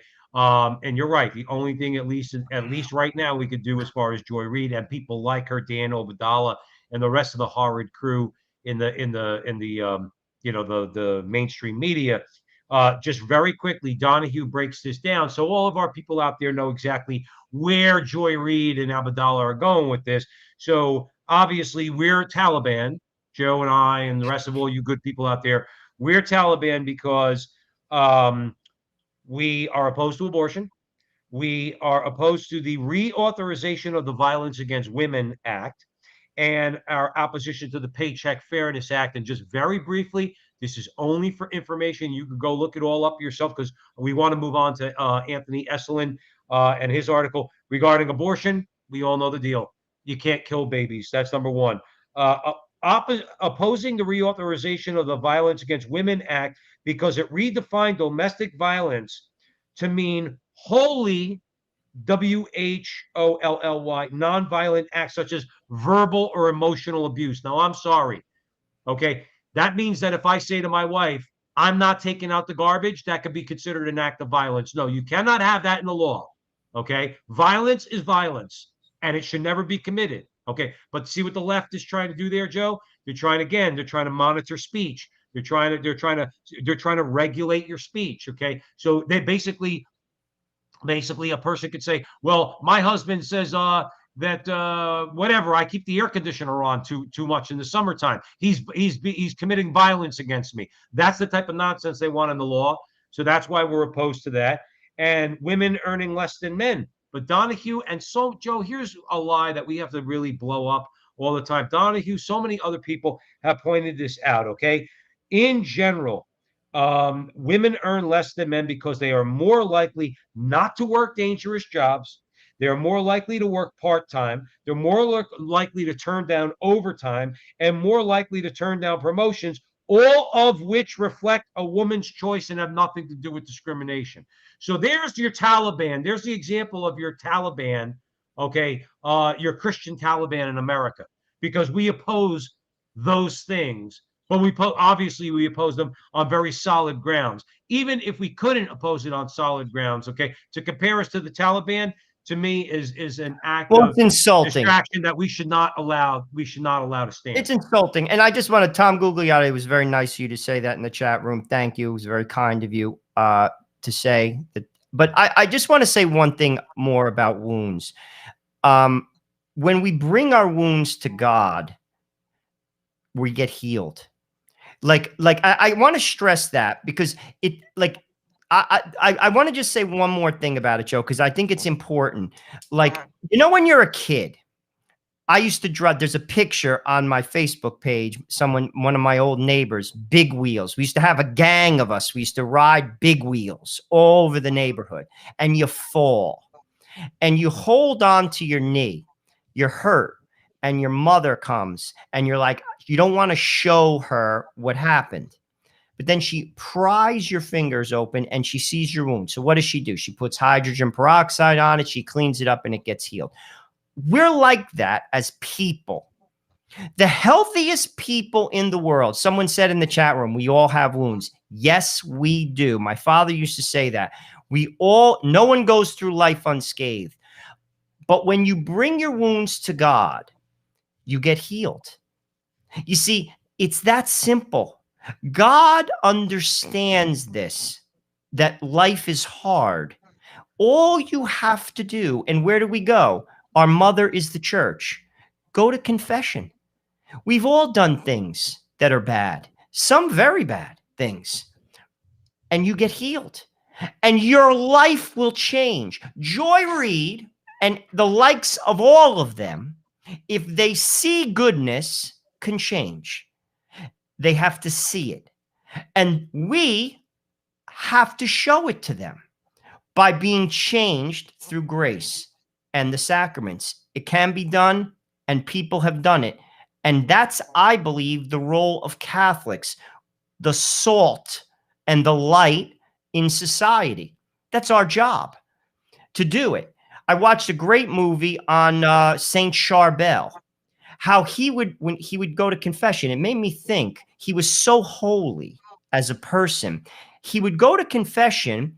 There's a woman, she confessed she had a very bad life. And he said to her, your penance, I'll do your penance for you. He was holy and he took it upon himself. See, Christ took on the sins of the world. In a sense, we have to take on. It made me think. I said, well, I've been given a gift. I've been given a gift of faith. God has given me something. I have to take something on for people like Joy Reid, like for people in my own family. Take on a penance for them. That doesn't mean you beat yourself, but what it means is you take it on because they won't do it for themselves. Maybe God will open their eyes through your sacrifice. Just a thought. It made me think about it when I saw the film about Charbel. He's one of the great saints. And by the way, he was in a monastery. Everybody knows about him. Says something. I don't think anyone's going to know about Joy Reid when it's all said and done. Should be forgotten quicker than you could change your socks. Well, let's hope that God doesn't forget her. Well, God won't if she doesn't allow it. And just to put a finer point on it, and then we're going to take a quick break. Donahue ends with, those who compare conservative Christians to the Taliban evince an extreme anti-Christian bigotry while denigrating the condition of women who are forced to live under Taliban rule. The comparison is obscene. So is MSNBC for giving these bigots a platform. Donahue usually says it better than most people. I would say, I'll give it to you. So we'll just kind of leave it there. Let's take a quick break. Joe Resinello, you're listening to the Crusade Channel. You're home for the Mike Church Show, Crusade Channel News, the Barrett Brief, and Kennedy Profession. From sunup to sundown, the Crusade Channel is the last live radio station standing. Stick around.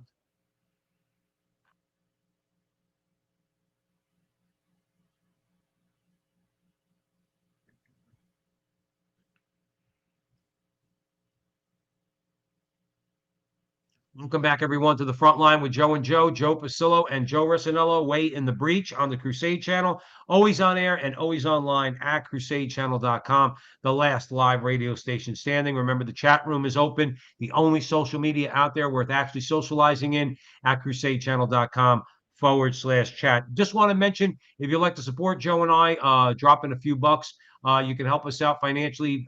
We have our Patreon page, patreon.com/the Frontline with Joe and Joe. So now, Joe, Anthony Esolen, he's a troublemaker. I tell you the truth, Anthony Esolen is definitely a troublemaking kind of dude. And he wrote this article in Catholic Answers, dangerous thoughts about men and women. So what's that all about? Well, I think it's a great article. He gives a lot of examples. He opines basically. He just says just about everything that we are supposed to say about men and women is not sane. And he's talking about like the woke culture. And he gives some examples. He says this. I'll just give you a few of them. Am I to pretend that a woman as a group can be soldiers as well as men can be? Am I to pretend that a man can marry another man or that a woman can marry another woman when I know that they can't even engage in sexual intercourse? All they can do is mimic it. Am I to pretend that a little child who does not know where puppies come from can be certain that he isn't a boy and is a girl? Am I to pretend that children growing up without both parents will be perfectly fine? Am I to be content with commonplace obscenity and porn as my nation's biggest export? Am I to shrug when people do the child making thing without being in the slightest degree prepared to care for a child?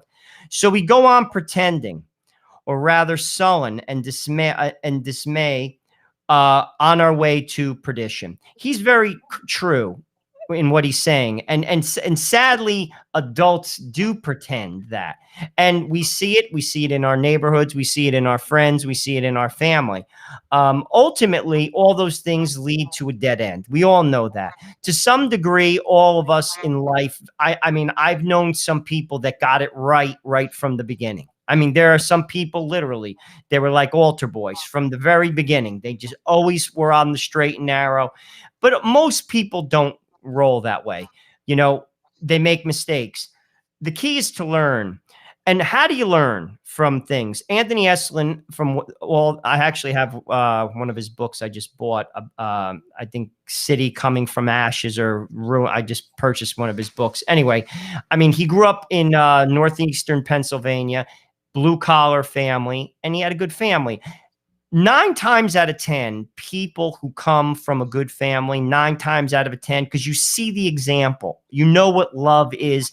When you know what love is, you can accept a God that is loving and that loves you. When you don't have that, it's a lot harder. You know, but ultimately, people, after they participate in behavior like this, it comes to a dead end. And you got to ask yourself, when you come to that dead end, do you kill yourself? Or do you try to do something different? This is what I've proposed to people. I used to say this every New Year's Day for a while on social media. Everyone has their New Year's resolution. Oh, I'm going to lose weight. You see everybody in January jogging, you know, like in your neighborhood. By February, nobody's jogging. I was going to say third week of January, they're at the Burger King. Go ahead. Yeah, exactly. Yeah. They're having what's it called? A bacon, egg, and cheese croissant. There you go. In a microwave. Anyway, like, how does this sound in terms of if you're participating and clearly you're not happy? Let's be honest. Like deep down, I'm not talking about like happy. Like when you wake up in the middle of the night and you don't feel good about yourself, or you wake up in the morning and you're like, damn, what has happened to my life? Why don't you try going to confession? I pose this to people. Why don't you're baptized. You know, you could be baptized, never have gone to confession since you're 7. You could walk into a church and go to confession. Why do we permit ourselves to be in chains and be wounded? Try it. You see, this is the thing. I put this out there to people. Try it. Because you have to, if to do that, and this is not a judgmental statement because this is the struggle of all people, okay? When you're moving towards the light, in order to do that, that's an acknowledgement that you need to put something down. And this goes for many people, Joe. I'm including myself. I'm not casting stones here. And there's the unwillingness to put that thing down. Because if you go to, that's what keeps people, I think, away from confession. Because they realize that, okay, Christ knows we're not going to be perfect and we're probably going to commit that sin again, okay? but we do give a firm purpose of amendment. We do acknowledge that thing that we don't want to put down.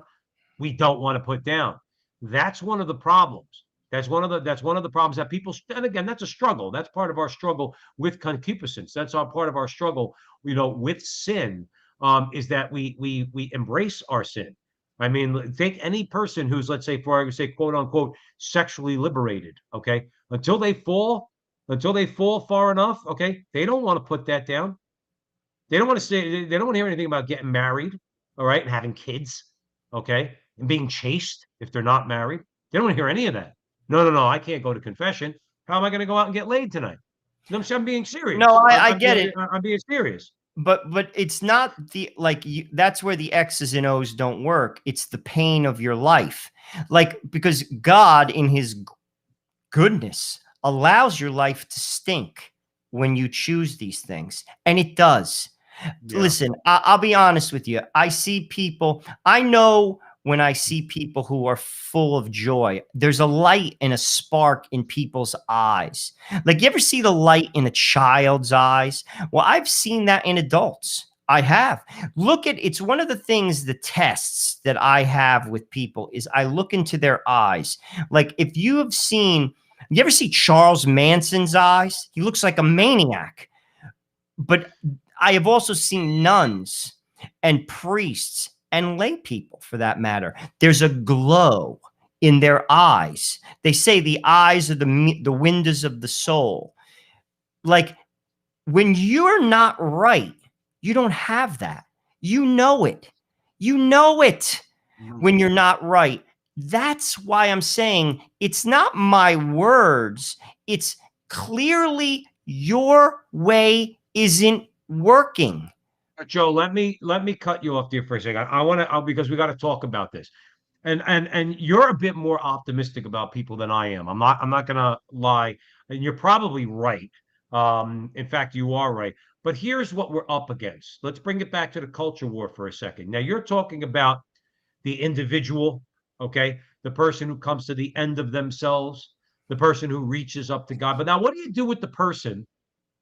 And I think this is an important conversation to have, on the Crusade channel, always on air and always online. What do you do with the person that you described perfectly?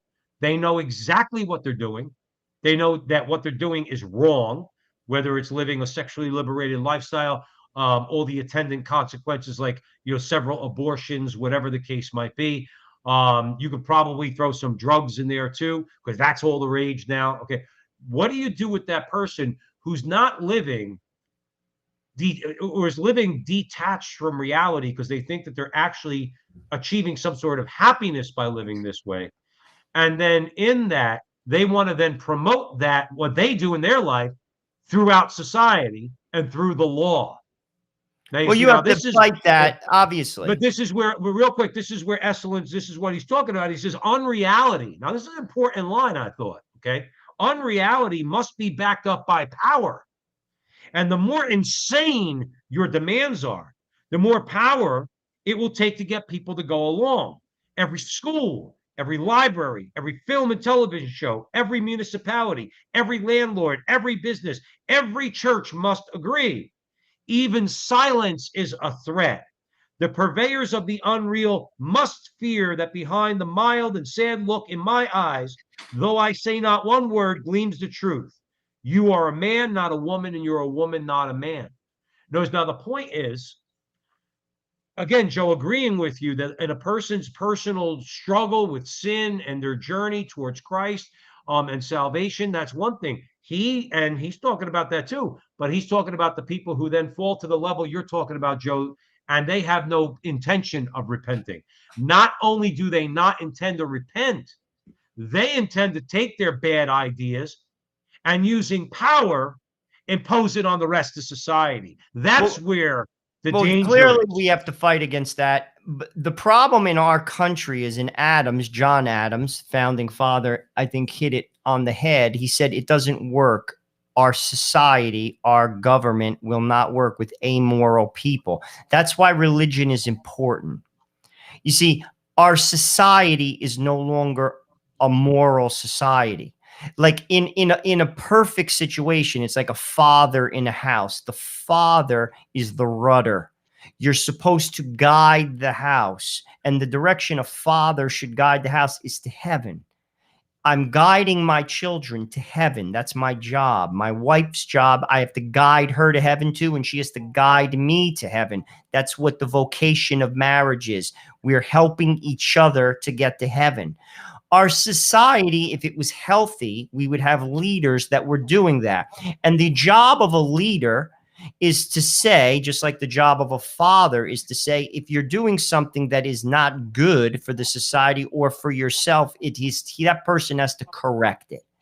And through sometimes power, you say, well, listen, I'm going to make a law. And what is a law? It's binding. And if you do this, there will be a penalty, like drinking and driving or buying narcotics. There's a penalty. You do this, there will be a consequence, just like a father. I told you not to do this. You did it. Well, there's a consequence to it. So hopefully you don't do it again.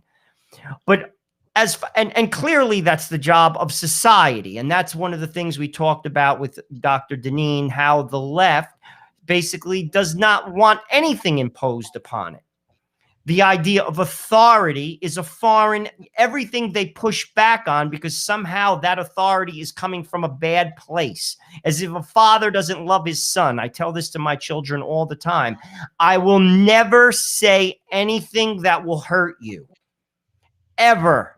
There will never be something out of my mouth, meaning like I'll never instruct you in a way that will hurt you. I'm always going to direct you to the good. A leader should be doing that, but sadly, our leaders are confused. But why does God give us free will? Getting back to the conversation, you can't force somebody to do what's right. You see, God doesn't even do that.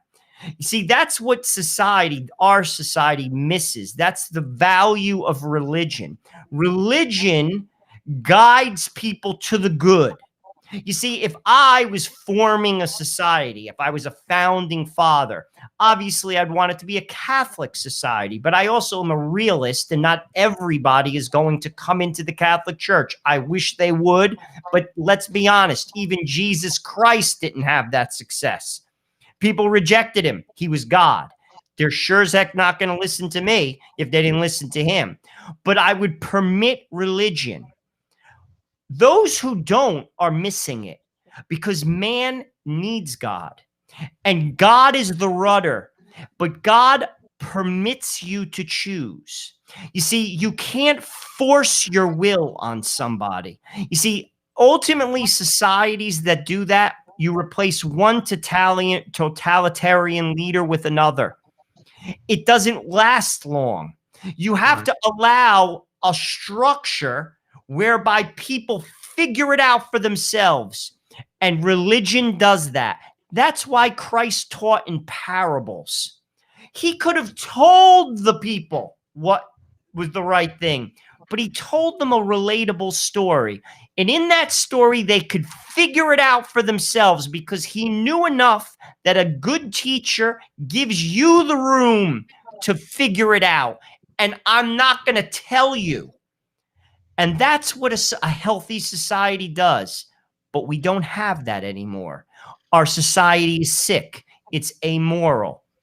And frankly, the rudder is lost. And that rudder is God.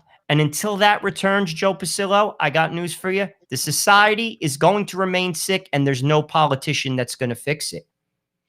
No, I know. I like the way and then we'll move on. I want to try to get to a couple more things before the end of the show on the Crusade Channel, always on air and always online at crusadechannel.com. Esalen again. I mean, this is why most people really need to, and I have to take this advice myself. I have COVID. I mentioned that. All right, I've been on quarantine. Okay, I'm trying to read more. I shouldn't need COVID as an excuse, but this is why we have to read more. All of us. I don't care if you're reading somebody who's preaching the truth. I don't care if it's Anthony Esalen. I don't care if it's Patrick Deneen. I don't care if it's E. Michael Jones. We have to read more. Esalen puts it. He says, deep in our hearts, we know how frail our web of nonsense is. I think, Joe, he's been watching the Frontline with Joe and Joe when he He said should something like be. that. If he's not, he should be.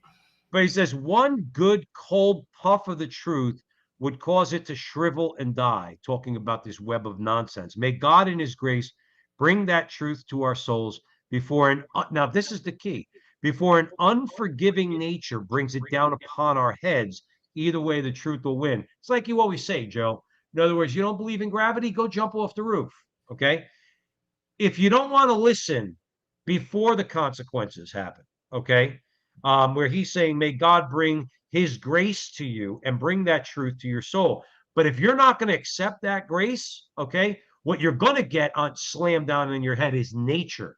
And when nature revolts against you or reacts against you, okay, then you better watch your butt, because then it's kind of like too late. That's like, let me give you a very concrete example. Okay. It's like when you talk about um, abortion. Okay. Many women, not all, I don't know the number. Many women can't have babies, can't conceive after they've had an abortion. You know that, right? I've heard that. Right. Why do you have to wait? Why do you have to wait for nature? See, if you kill your baby in the womb, then all of a sudden, who are you going to cry to when you can't bear children? When you decide that you want to. See, that's nature kicking in. Or when somebody tells you, stop leading this. Let's say I give you an example. I've said it before. I lived a very un-Catholic life for 20 years. Okay. What happens if I would have gotten, let's say, for argument's sake, a disease, okay, in my sexually liberated lifestyle that turned around and caused my death? Okay, like syphilis, just using that as an example, where I lost my mind and then died. Why do I have to wait for nature to take its course? Why am I not listening to God? And I think that's what Anthony Eslin is trying to say, because either way, he says you're going to come to a realization of the truth one way or the other. Whether you listen to God, you're going to recognize the truth, or whether you get kicked in the butt by nature, you're going to recognize the truth. You might And as you well will. listen. You No, might and as you well will. listen for God. I've said this in when I used to teach in different things in the church, and this is something that sadly people should pick up on as you live your life. The rules of God apply to you whether you acknowledge them or not. You see, society refuses, like, if you're an astute person, as in you don't like lie to yourself. It has nothing to do with raw intelligence. You just don't lie to yourself. You're real to yourself, most importantly. I know that term gets thrown around, keeping it real, but I'm talking about lying to your own self. The laws of God apply to you whether you acknowledge them or not. And if you don't acknowledge them, like Esselin is saying, nature will come down upon you, meaning your life. Why is it we've covered this on our show about people who change their sex? Their life expectancy is not even into the 40s. They commit suicide, many of these people, because what they do is they realize, many of them, they'll say no, because society, you're putting stigmas on them. No, do some research. What they realize is this: what they expected out of the change, the reality of it, there was no change. And their expectation isn't met, and they can't live with themselves. Right. You see, sin is a dead end, no matter what kind of sin it is. Any lifestyle, whether you're a heterosexual and you're a womanizer, whether you're an amoral person in business, whether you're cheating on your wife, whether you're doing whatever, sin is a dead end. It does not meet the expectation. And this is where the open-minded person has to say, as Esselin was saying, change, try something new, or it's going to come down upon you. Your life will be miserable. You will have no peace, no inner peace, nothing, no peace. And this is where, again, people need, though, if you ask me, because sometimes people, they get so mired down in their rut. They need to see goodness. I'm telling you, true goodness. That's why, like, you take like the sisters, missionaries of charity, or say like the Franciscan friars of the renewal. Why are they always their convents in bad neighborhoods? They got to be examples to people. That's where they're most needed. Let's take a quick break, Joe, before the last segment. You're listening to the Crusade Channel, your home for the Mike Church Show, Crusade Channel News, the Barrett Brief, and the Kennedy Profession. From sunup to sundown, the Crusade Channel is the last live radio station standing.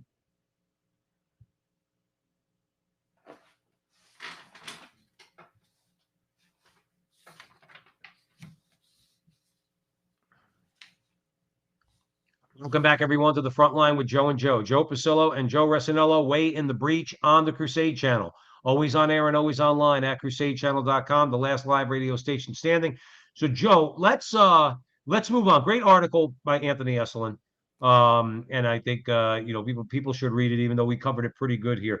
But I think that's the thing. It's like, we're living in this universe that's detached from reality. Okay. The left has us in this fantasy land, excuse me, and they have the political power to basically enforce this bizarro world on us, where, even like Anthony Esolen said, in my heart, in my mind, I know I'm saying in my mind, a man is a man, a woman is a woman, but they have the political power right now, at least they think they do, to shut us down, and it's something that needs to be resisted. Now, speaking of someone who in the world, Joe, I'm firmly of the opinion that the more an individual or a group of people get demonized by the left, the more I want to know about that person or that group of people. More I'm going to probably find. I mean, look, Joy Reid just called us the Taliban. So, I mean, how much worse can it get? But obviously, if she called somebody else the Taliban, I'm going to probably want to know more about that person or that group of people. So, Viktor Orban, to me, seems to be one of those guys. I'm going to kick it over to you. Well, Orban basically, what's his name? Declan Leary. He's the editor of American Conservative. He opines on this. I mean, Orban clearly is a Catholic, and Hungary is attempting to live in, I guess, a Christian, society, and they're getting a lot of pushback, obviously.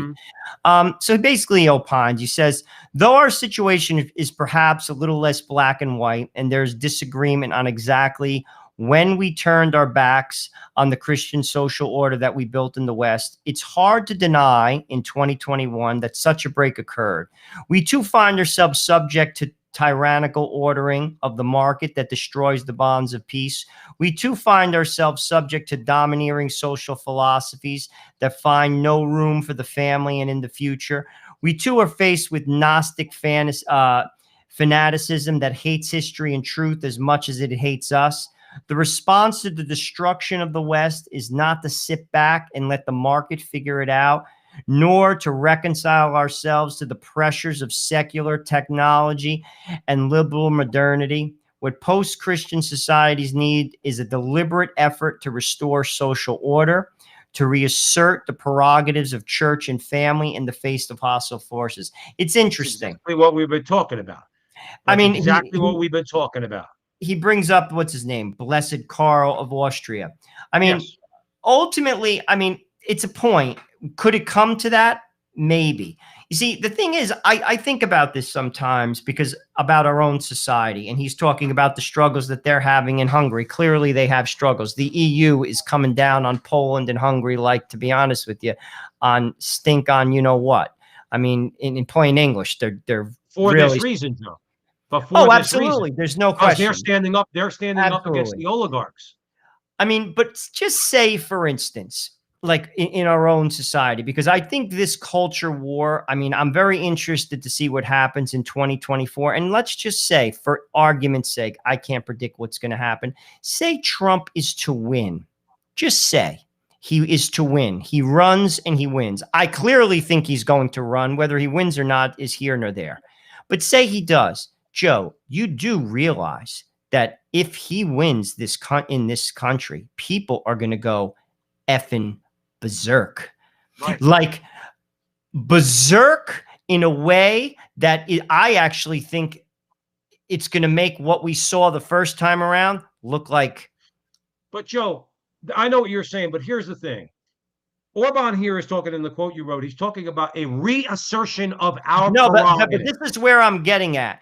Say Trump and, like, what I would say, rational minded people asserted themselves to a degree and stomped them out through violence. Would it last? No, but I'm not recommending that. And I know what you're saying. No, it wouldn't. To answer your question, okay. In other words, you could put something down with violence. It's. I don't think it's going to last very long. It'll beget more violence. We know that as Catholics. I think violence is sometimes necessary, but in self-defense. To be clear, okay. We don't want to be that. I'm talking about standing up, though. I'm not talking about using violence. I'm talking about standing up in the face of all things like Viktor Orban and the I forgot the president of Poland's name, okay, and everything that they're going through there. In other words, when it comes to immigration, when it comes to LGBT, when it comes to struggles with those in their societies that want to legalize abortion, okay. But what they're saying is, and what Orban's saying is, what we need in this world are individual nations, okay, individual nations with the backing of the church asserting Christian prerogatives, and particularly Catholic prerogatives. So that, let's say, for you, let me ask you a question. Do you think that your average Protestant in America, evangelical who's conservative, do you think that they're going to have a problem with Catholic Viktor Orban banning abortion or gay marriage? They're not going to have a problem with that. They're evangelicals. They're not Catholic, but they're not going to want to ostracize Hungary or Poland for, let's say, standing up. You think they're going to want to ostracize Hungary and Poland for, let's say, enforcing immigration laws that protect their borders? So it's not a matter of them being Catholic and doing that. What they are, though, is they're Orban's talking about reasserting what is right and good. In other words, and making it known that you're doing that. And that, to me, is what's important. It's standing up against the face of all this evil that's going on out there that they're trying to ram down our throats. And what happens? He's the bad guy for doing that. Oh, of course. I mean, you take people in our own society to a degree. Donald Trump, listen, he didn't say things the way they should have been said in many cases. Clearly, he has, it's one of his down, points. Donald Trump can't communicate in, a way that's a positive way. He doesn't have a lot of polish. He can have polish, but in his communication skills. But I'll be honest with you, a lot of the things he did were good, and had very good outcomes for America, for the economy I mean, how much success did he have in the Middle East? With regard to bringing people together. I mean, Right. gosh, who accomplished that? Do you know that Barack Obama would kill for Donald Trump's record in the Middle East, taking the Jerusalem, the capital, take that out of it and take the Israel piece out of it? Let's just talk about the agreements that came together through nations through his presidency. Obama would be waving that around left and right. There's no question about it. Trump showed a lot of good for his ideas, but it's rejected. Joe, the good is always rejected by the bad. People, like John says that in the gospel. I mean, they prefer darkness to the light because the light brings out their darkness. I mean, it's just the way it is. You always have to fight the good fight. I mean, we're all here to fight the good fight. All Catholics should stand up for the truth. We do it by voting, number one. Well, that should be the first. But remember, voting takes place once every 2 years or every 4 years.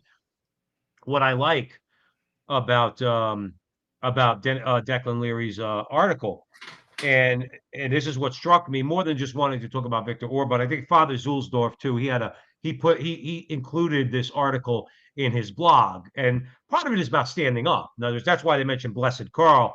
In other words, Karl went back to try to reestablish his throne. I believe he was exiled. I don't know a lot about Hungarian history, but I believe he was exiled. He came back to try to reclaim his throne, and he failed, but he tried.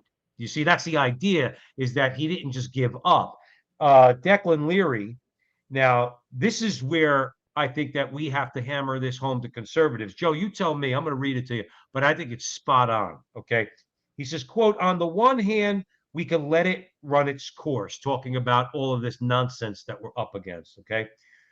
We could pay the price in deaths of despair, family destruction, deracination from place, the death of tradition, and a million other untold miseries. On the other hand, we can do something. We can do something. You fight fire with fire, or you can fight fire with water, but you cannot fight fire with sitting still and saying, well, now I really think if you stop to consider it, you'd realize that your unrelenting attempts to turn me into ash and smoke violate the implicit principles of the Declaration in these important ways. That's what I like about this article. He says American conservatives have spent a century standing athwart history yelling stop and have wound up with nothing but boot prints on our faces. I think he's exactly right. I think he's exactly right.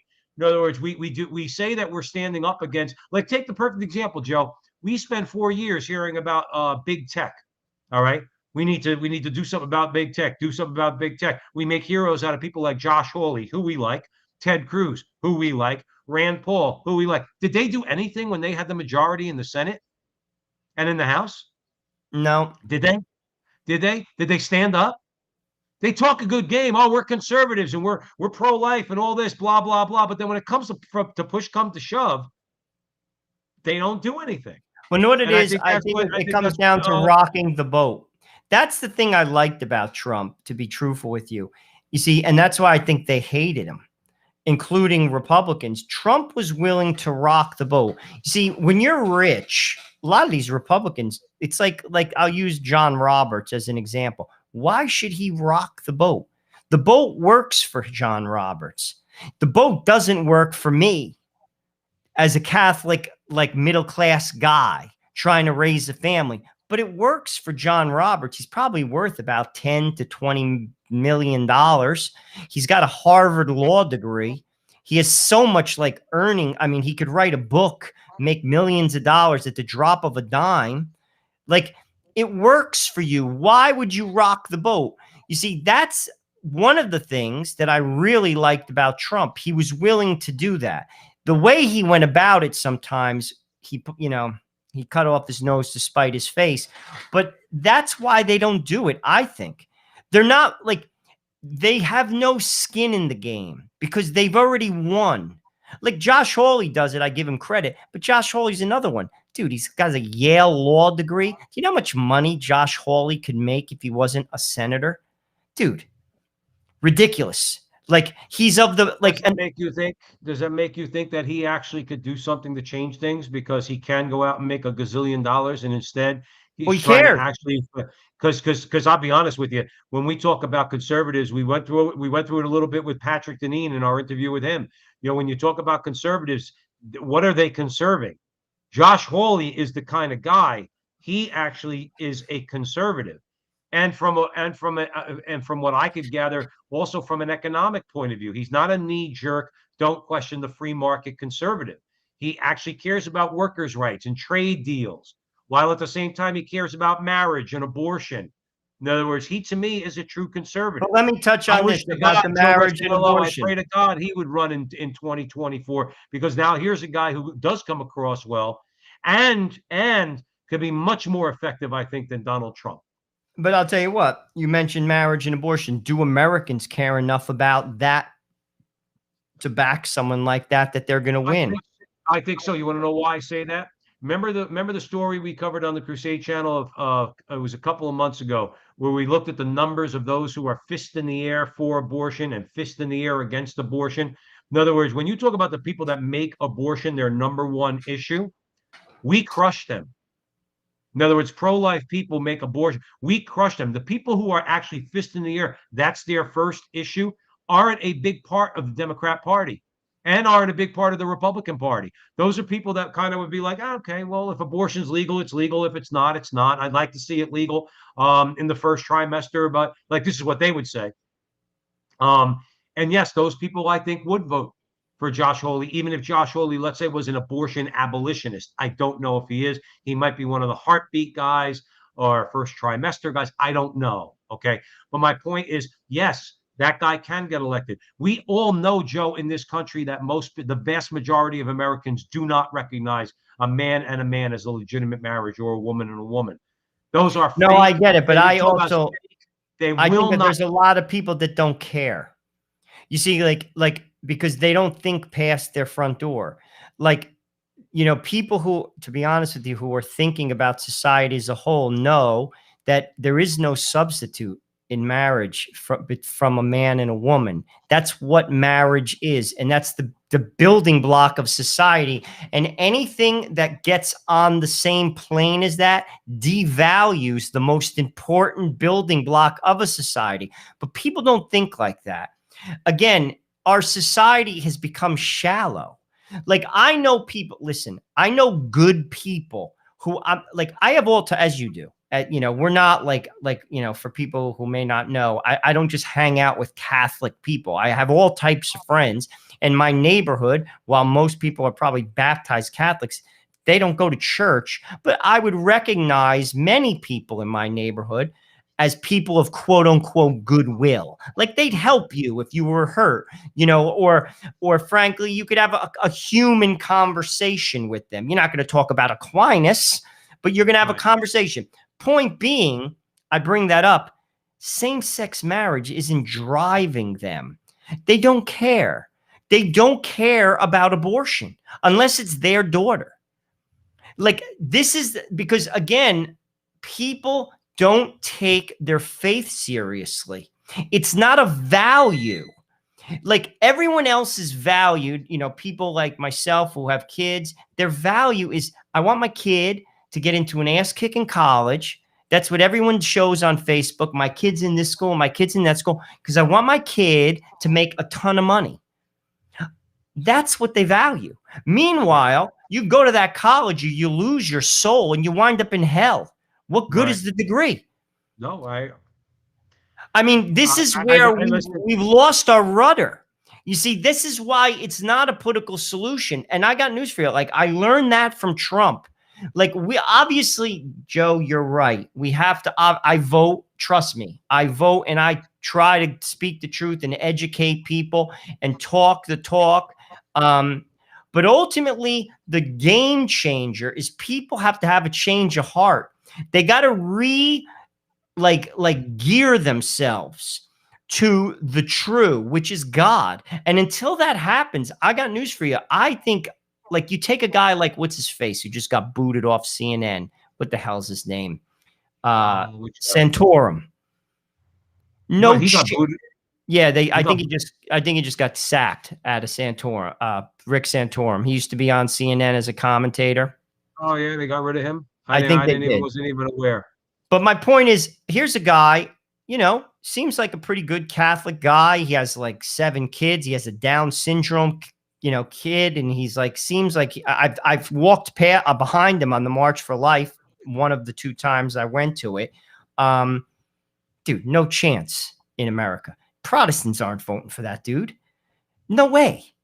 Like, America is like, if you had a legitimate Catholic, like, I'm talking like, like a person buys into it all. Dude, I got news for you. If you're a legitimate Catholic priest, in some parishes, they're going to drive you out. The very parishioners that sit in the pews, because people aren't interested. They don't see the value in it. Because here's the deal. All those things, Joe, require sacrifice. The walk of Christ is not the walk of roses and friggin' prosperity. I got news for you, for all you people out there who think that that's the walk of Jesus Christ. You're highly mistaken.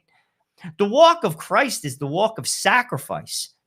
Like, to live as a Catholic man in a Catholic marriage, you're going to sacrifice. It's not the Brady Bunch. Well, let me ask you a question. I mean, obviously, if people are not willing to sacrifice, and we do need a little sackcloth and ashes, which probably is not going to happen. I admit I do not fast nearly as often as I should. I pray every day. I pray the rosary. I'm not fasting the way I should. But let's assume I did. Okay, let's assume a lot of people did. But at some point, Joe, the pain's going to come. It's We already mentioned here. earlier, we mentioned earlier about it. Well, it's not yet because the market's still doing good. People still feel fat. You could still make, you could still do a $10,000 trade in the stock market, and 2 days later, be worth about 17, 18 grand. You got stocks going all over the place, all these things that are going on. People are still feeling pretty good, even though inflation's up. It hasn't hit home as much as it's going to in the future, like higher gas prices and things like that. My point is, when do you think the pain's going to come? Because obviously, these people, in their brazenness, Joe, they feel no pain. They don't feel a damn thing. Gavin Newsom, he doesn't feel any. He feels like screw you. Nancy Pelosi, screw you. I'm rich. I'll go to a Michelin star restaurant. What do I care about you? I'll impose a mask mandate. I'll do whatever I want to you.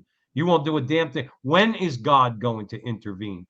In other words, because I'm a pretty good student of history. And the Romans were pretty debauched towards the end. Okay, towards the end of the empire. We crushed the Roman Empire on the level of debauchery. Just a child murder alone. Just a child murder alone. Okay.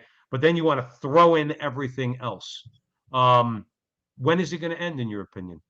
Well, I know you don't have a it crystal eventually ball. will. I mean, it ends for them when they die. I mean, ultimately, So as a society, I mean, like but as a when are we going to? society, like I said, things can get very bad. I mean, you could look at other countries. You go into countries of South America. I mean, where basically you have 10% of the population living in the first world and 90% living in the third. I mean, that's a lot of the world, actually, Joe. A lot of the world. I mean, you'll go to places like Rio de Janeiro, eat at like a ass-kicking restaurant, and walk outside and see barefoot kids. They have no shoes. Mm-hmm. I mean, like it could turn into that. But ultimately, again, why does that exist? Some of those people are closer to God. The goal of life is to get into heaven. God will work his way through it. I mean, dude, we're a new society, America. I mean, as far as societies go, it's not even 300 years old. Look at like places like Spain, France, Portugal. I mean, they're infinitely older societies than America. I mean, we're going to have our ups and downs. Hopefully, through this mess, people figure it out. I'll tell you what, though, Americans have something I think special. And this is what it is. The people who came here took a chance.